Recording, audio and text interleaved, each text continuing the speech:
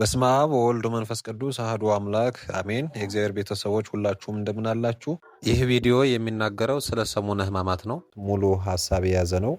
ስለዚህ ሁላችሁም ይህንን ከመጀመሪያው እስከ መጨረሻው በማዳመጥ ይህን ቪዲዮ ከመጀመራችሁ በፊት ላይክ አድርጉ።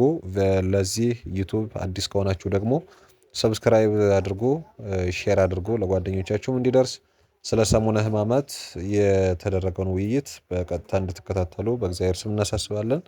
ቀጥታ ወደ ትምህርቱ እንሄዳለን። ኢትዮጵያ ኦርቶዶክስ ተዋሕዶ እምነት ውስጥ ከሌሎቹ ሁሉ እጅግ በጣም የሚለይ አንድ ሳምንት አለ። ይሄ ሳምንት የሐዘን፣ የጸሎት እና በጣም ጥልቅ የሆነ መንፈሳዊ ጉዞ የሚደረግበት ነው እና ይሄ ሰሙነ ሕማማት ይባላል። እና እንግዲህ ዛሬ በዚህ ልዩ መንፈሳዊ ጉዞ ውስጥ ዕለት በዕለት አብረን እንጓዛለን።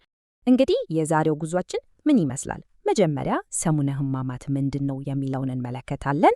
ከዛ በቀጥታ ወደ ቀናቶቹ እንገባለን። ሰኞ ምን ሆነ? ማክሰኞና ረቡዕስ? ሐሙስ ላይ ስለ አዲሱ ኪዳን እናያለን።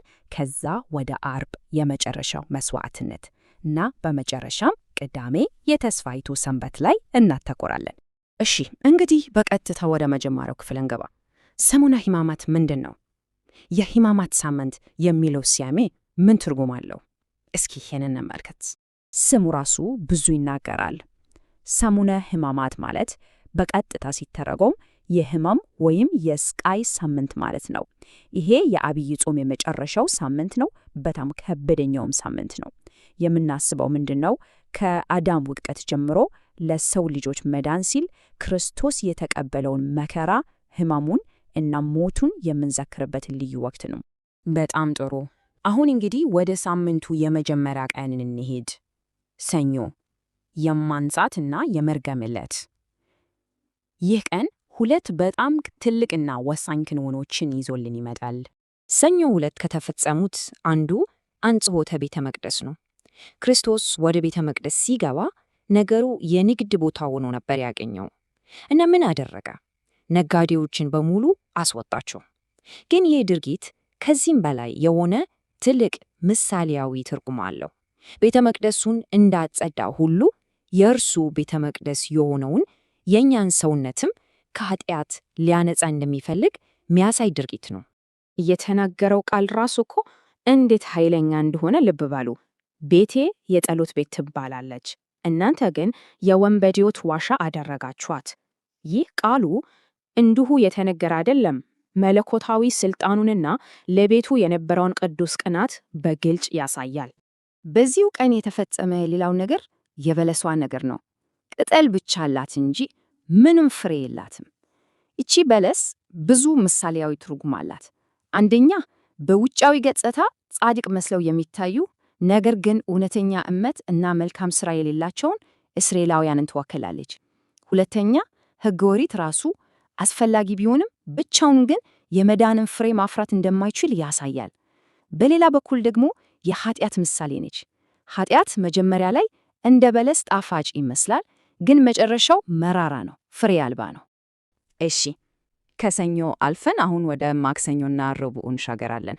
በእነዚህ ቀናት በክርስቶስ ላይ የነበረው ሴራና ተቃውሞ በጣም እየጠነከረ የመጣበት ጊዜ ነበር። ማክሰኞ የጥያቄ ቀን እንደመባል ይታወቃል። ለምን?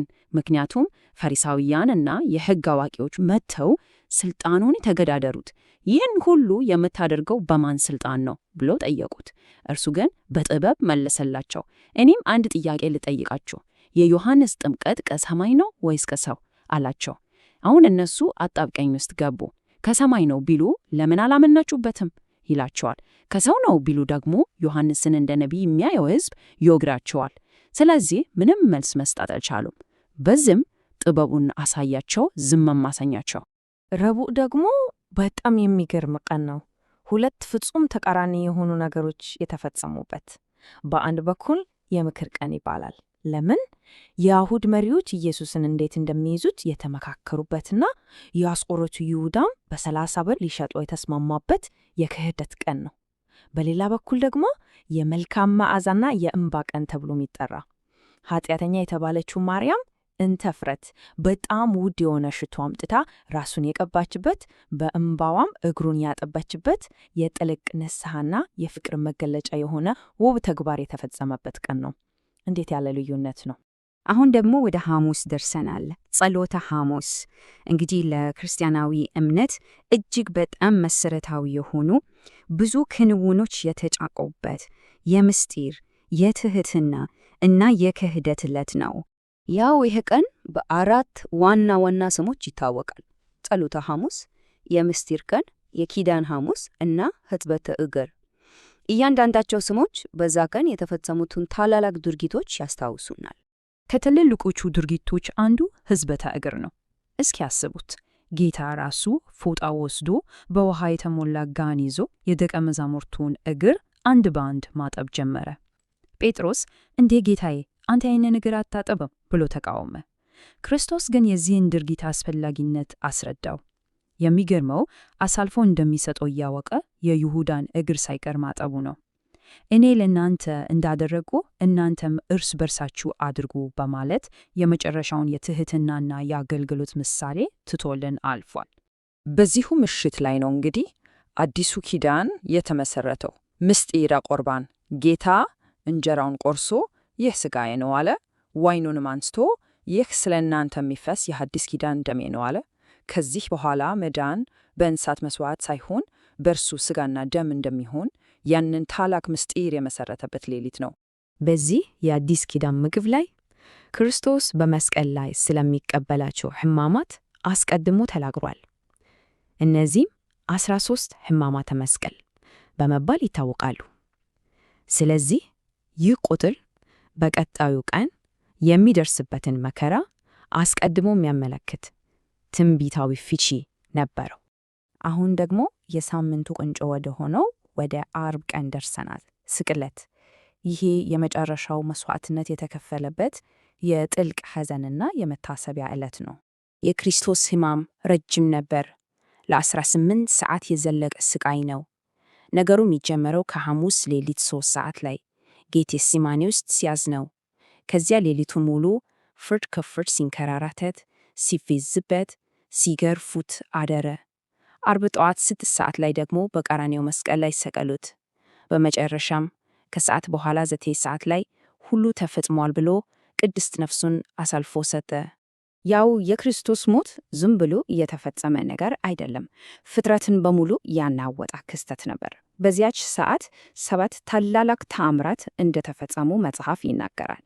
ፀሐይ ጨለመች፣ ጨረቃ ደም ሆነች፣ የቤተ መቅደስ መጋረጃ ከላይ እስከታች ለሁለት ተከፈተ፣ አሎቹ ተሰነጠቁ፣ መቃብሮቹ ተከፈቱ፣ ከዋክብት ረገፉ፣ ሙታንም እንኳን ተነሱ። ይህ ሁሉ የሞተው የፍጥረት ጌታ መሆኑን የሚመሰክር ዓለም አቀፋዊ ክስተት ነበር። እንግዲህ ምዕመናን ይህን ቀን እንዶ በሐዘን ብቻ አያሳልፉትም። ከክርስቶስ ሕማም ጋር ለመተባበር የሚፈጽሟቸው ልዩ ሥርዓቶች አሉ። ለምሳሌ ስግደት። የክርስቶስን መከራ እያሰቡ በተደጋጋሚ መሬት ላይ በመውደቅ አክብሮታቸውን ይገልጻሉ። ጥብጠባ የሚባልም አለ። ካህናት በወይራ ቅጠል ጀርባን ቀስ አድርገው ሲመቱ ክርስቶስ የደረሰበትን ግርፋት ያስታውሰናል። በዛ ቀን ደግሞ ይሁዳ በክህደት እንደ ሳመው ለማስታወስ ሰዎች በመሳሳም ሰላምታ አይለዋወጡም። እሺ፣ ከአርብ ሐዘን በኋላ ወደ ሰሙነ ሕማማት የመጨረሻው ቀን እንመጣለን። ቅዳሜ። ይህ ቀን የጸጥታ፣ የጥበቃ እና የተስፋ ሰንበት በመባል ይታወቃል። ይህች ቅዳሜ ቀዳሚት ስዑር ትባላለች። ትርጉሙም የመጀመሪያዋ የእረፍት ሰንበት ማለት ነው። 2 አይነት ትርጉም አለው። አንደኛ እግዚአብሔር ፍጥረትን ፈጥሮ በ7ኛው ቀን እንዳረፉ ያንን የመጀመሪያው እረፍት ያስታውሰናል። ሁለተኛውና ዋነኛው ደግሞ ክርስቶስ የመዳንን ሥራ ፈጽሞ ሥጋው በመቃብር ያረፈበትን ቀን ያመለክታል። የፍጥረት እረፍት ከድነት እረፍት ጋር የተገናኘበት ድንቅ ቀን ነው። በዚህ ቀን በኢትዮጵያ ቤተ ክርስቲያን በጣም ልዩና ደስ የሚል ትውፊት አለ። ምዕመናን አረንጓዴ ቅጠል ወይም ቄጤማ ይታደላቸዋል።